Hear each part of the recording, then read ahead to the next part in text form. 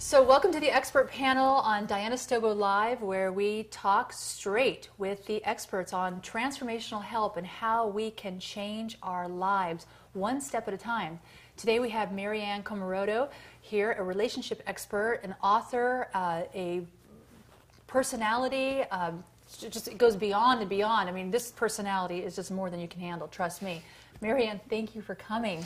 Where else would I be? I love you, Diana, and right back at you. I think you're a beautiful soul, and I'm so in love with the work that you're doing in the world. Thanks for having me. Oh, I love that. So this is what we're going to talk about. We're going to talk about love. Yep. I love that. That's just love, love, love. We've used the word 5 times already, and we haven't even begun talking. Did you know that the English language is the only, well, one of the few languages that only has one word for love?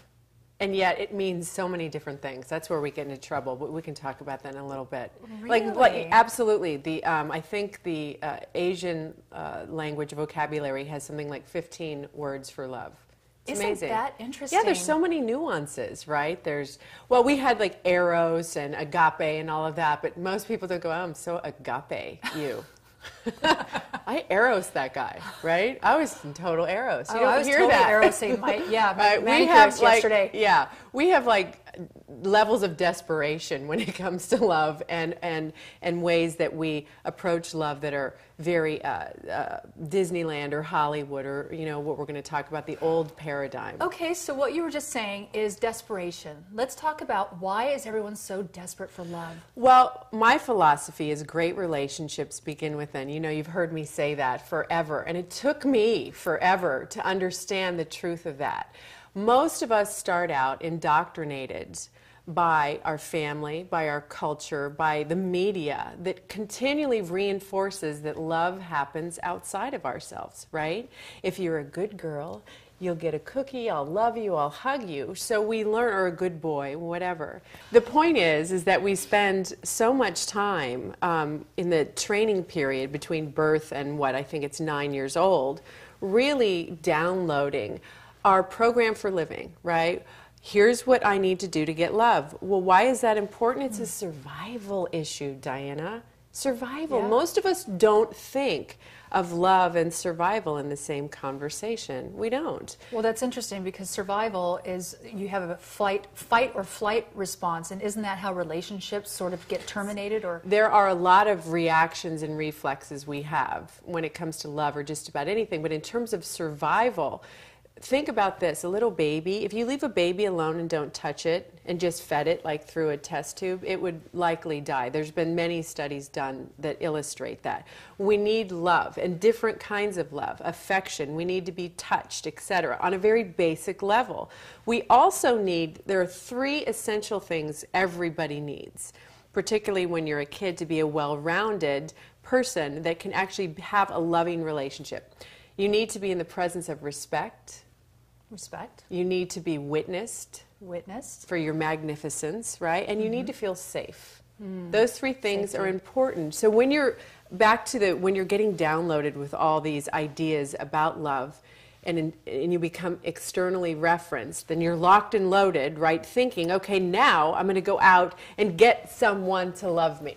But the basics of respect is a kind of reverence. That's my favorite word that goes along with respect.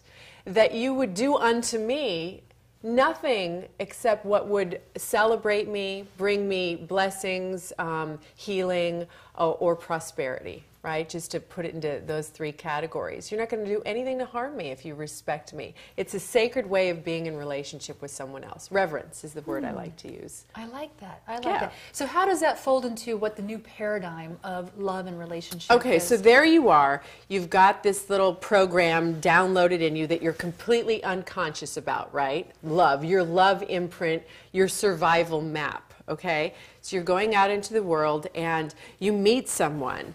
Right? We have 2 things that get lit up when this happens, and they both are chemical. Neither of which, by the way, is a good litmus test for an ideal partner. I know I'm going to get to your question in a second. No, I'm with you. I'm right. on that map. Right. I'm on the trail. Right. So there you are, and you meet someone, and there they are across the room, and your eyes lock. And your heart starts going like dun dun dun dun, and your knees go, whatever your thing is. The stronger the feeling of desire, the greater your mind starts interpreting this to mean, that's the one. That could be the one. It might be the one. So you do everything and anything, fall all over yourself to try to what? Fill in the blank. Get the person to buy into your program, right? So by then you've got this routine that you pitch because you learned it as a kid. Let me do my dog and pony show. Let me show you what I can do, you know, woo, whatever it is. And then the person goes, yeah, I really like that. And you get together and then 3 months later, anybody know what happens? Generally speaking, it starts the decline. Because who you really are, the one that didn't get witnessed, most likely, the one that your authentic self is dying in there. Why? Because when we don't attend to our inner life, right, and it's not seen, then people can't celebrate it. So there you are spending all your energy being fake, keeping up this facade that you learned as a kid to get love. I mean, you see the cycle? So that is the old paradigm. It's based on chemistry, just to review, being externally referenced, and seeking outside of ourselves for someone or something to complete me, to validate me, to see me. And it's pretty popular. I mean, so 3 months. So everything you really need to know about the person, you will learn in that 3 months, or you'll know after 3 months. Yeah, we use 3 months as a timeline. Yeah, a lot of people call it the 90-day wonder. I wonder what you really like. I wonder who you really are. And generally speaking, you know, that courting phase, and, you know, there's people out there listening thinking, I know this in 24 hours. Yeah. You know, if you've been on a path a long time and you're adept and have a really strong tool belt or a sophisticated tool belt, you can figure these things out earlier on. For many of us, my God, I was like, took the scenic route to relationship enlightenment. Seriously, I was like, could not figure out, you know, the lady walking down the street who falls in the hole story? Yes. I like would see the hole and I would be like, how can I dive in? And I couldn't figure out how to stop it. Some of us are a little slow.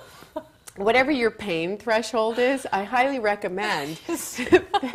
Right? I'm sorry, I've just had all these pictures jumping up in my head right now. Very funny. So it really illustrates, Diana, how strong the pull is of our biology, of our imprinting, of our programming. And look at 98% of our chemistry is biologically driven. There's this new paradigm that we're going to talk about, this opening. Tell us about the new paradigm. Because we don't want to do it the way it's been done. It's not working. It's painful. It's painful. And there's a lot of heartbreak. And you can never win. It's a losing proposition because you're negotiating for basic survival instincts that aren't possible to be fulfilled. So there's a hole in the bucket. Take us into the new. There's a hole. There's a hole in there. Dear Liza. It's like the smoke and mirrors. Yeah. We keep thinking it's out there. It's not. Wake up. Okay, so then we wake up. Yeah. New paradigm is we wake up and we realize this, the disenchantment phase, as you know, we call it the dark night of the soul. It could last a really long time. It's painful. You may want to die. I'm not sure. I did, metaphorically speaking. But the passage through from the old paradigm to the new is worth everything you've got. Because what's possible in the new paradigm, conscious relationship, is extraordinary. It's the thing that you crave, the thing that you're actually desperate for, which is, look, we're relational creatures. Let me point that out. So in either paradigm, there is a drive that there's nothing wrong with. We want to be close. I want you to touch me. I want you to see me. I'm not saying to eliminate that. But in the new paradigm, it's about personal growth. It's about wellness. It's about healing. It's about being on a path of development, right? It's about spiritual awakening. It's about consciousness. These are all words that most of us thought were sort of extracurricular, right? These are things we attend to if we can pay the bills and when the kids stop crying and, you know, when we're not negotiating for our basic needs. Okay, so let me illustrate again real quick. The old paradigm is you negotiate for survival needs. The new paradigm is we come together in partnership to foster and witness each other's growth. I want you to become the best version of yourself, Diana. I love you. That's what I am here to do, right? I know you want to marry me now. See, it's that easy, right? That's it. That's all you have to say. And it's kind of that easy. Yeah. Finding a partner who can reflect that will only be reflected when I'm that. That's the other really cool thing about relationships. Okay, I have 2 questions for you. Yeah, you go. We're gonna wrap this up. I want to talk about when I first met you years ago. You did this nice little game with when we have problems with people, when we generally project and judge and have issues with somebody. You did this little thing with the mirror. It's called Name It, Own It. Okay, most of us go into relationships or in relationships and we are so focused on what you're doing to me. Okay, so I would invite you, take a look at what it is exactly that you think your partner is doing to you or that you just can't be with, and name it. Okay, so the fingers are going out here, then look at it. Whoa, this is very, very deep, and it's a beautiful portal into freedom. You don't take me out anymore. That's right, exactly. I don't take me out anymore. You don't listen to me. You're not touching me enough, or the right way. You're never around. You used to do this. How come you don't do that, etc. When we look in the mirror, we start to take control. We take our power back. No one's responsible for our happiness, period. Number one mistake people make and why relationships fail. Most relationships fail because we think love happens outside of ourselves, Diana.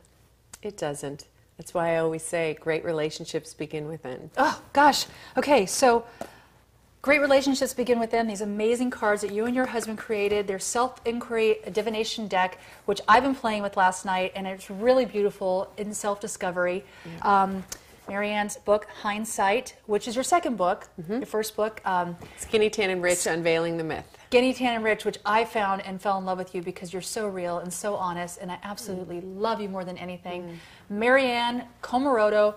Live is your website? MaryanneLive.com. MaryanneLive.com. MaryanneLive.com. You have to listen to her. You have to read her. You have to experience the relationship within.